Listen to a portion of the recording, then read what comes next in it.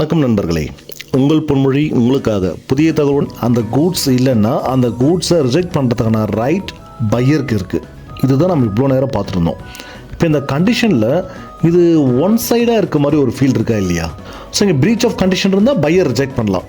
So இந்த மாதிரி தான் இருக்குது. அப்போ அந்த பில்லுலேயோ இல்லை ஆர் எக்ஸ்சேஞ்சு அப்படின்னு சொல்லி தெளிவாக கொடுத்துருக்காங்க. ஒரு பொருளை ஒரு முறை விற்றாச்சுன்னா அதை நான் திரும்ப வாங்கிக்கவும் மாட்டேன், அதுக்கு பதிலாக வேறு பொருளை மாற்றியும் கொடுக்க மாட்டேன். ஒரு டெக்ஸ்டைல்குள்ளே போயிட்டு ஒரு பேண்ட் எடுத்துட்டாரு. ஸோ எடுத்துகிட்டு அது வீட்டில் வந்து போட்டு பார்க்கும்போது அதில் யாருக்கு கவனம் இருக்கணும்னா பையருக்கு தான் அதில் முன்னெச்சரிக்கை இருக்கணும். இதுதான் அந்த செக்ஷன்ஸில் ரொம்ப டீட்டெயிலாக நமக்கு சொல்கிறாங்க.